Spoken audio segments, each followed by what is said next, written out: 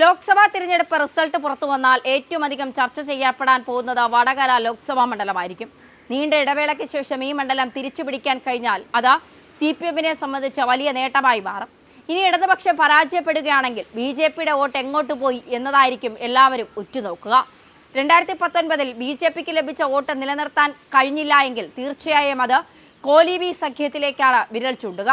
വടകരയിൽ ഷാഫി പറമ്പിൽ വിജയിച്ചാൽ അതിലേറ്റവും അധികം സന്തോഷിക്കുന്നത് BJP ആയിരിക്കും. കാരണം ഷാഫി പ്രതിനിധീകരിക്കുന്ന പാലക്കാട് നിയമസഭാ മണ്ഡലത്തിൽ ഒരു ഉപതെരഞ്ഞെടുപ്പ് ഏറ്റവും അധികം ആഗ്രഹിക്കുന്നത് BJP-യാണ്.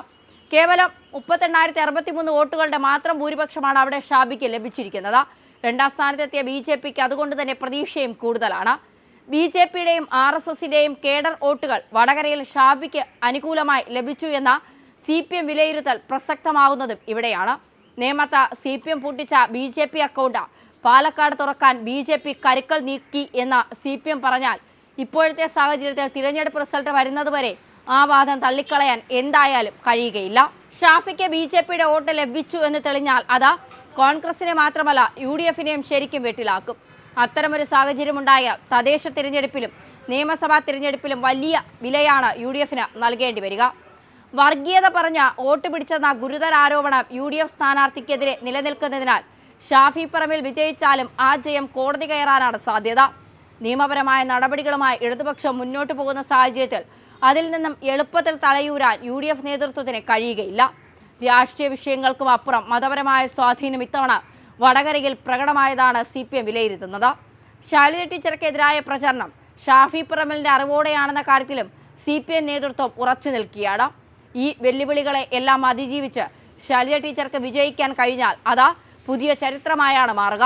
വടകരയിൽ ഷാഫി പരാജയപ്പെട്ടാൽ അത് 2026-ലെ നിയമസഭാ തിരഞ്ഞെടുപ്പിലും ഷാഫിയുടെ ഇമേജിനെ സാരമായി ബാധിക്കും. ഇത് തിരിച്ചറിഞ്ഞുകൊണ്ടാണ് വിജയിക്കാൻ സകല അടവുകളും ഷാഫി ഇപ്പോൾ പയറ്റിയിരിക്കുന്നത്. ഇരു മുന്നണികളുടെയും വാശിയേറിയ മത്സരം വടകരയെ പ്രവചനാതീതമാക്കിയിട്ടുണ്ട് എന്നതൊരു യാഥാർത്ഥ്യമാണ്. പ്രത്യേകിച്ച് ഒരു തരംഗവും ഇല്ലാതെ നടന്ന തിരഞ്ഞെടുപ്പാണ് ഇപ്പോൾ നടന്നത് എന്നാണ് രാഷ്ട്രീയ നിരീക്ഷകർ വിലയിരുത്തുന്നത്. അതായത് രാഹുൽ ഇഫക്റ്റ് ഇല്ല എന്ന് മാത്രമല്ല, വയനാട്ടിൽ രാഹുൽ ഗാന്ധിയുടെ ഭൂരിപക്ഷം കുത്തനെ കുറയാനും സാധ്യത കൂടുതലാണ്.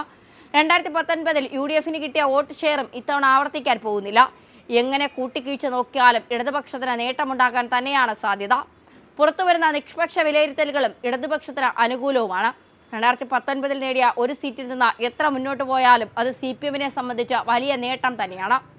ലോക്സഭയിൽ ഒരു സീറ്റുള്ളപ്പോൾ തന്നെയാണ് നിയമസഭാ തിരഞ്ഞെടുപ്പിൽ 99 സീറ്റുകളുടെ വൻപൻ ഭൂരിപക്ഷം നേടി തുടർഭരണം ഇടതുപക്ഷം സാധ്യമാക്കിയിരുന്നത്.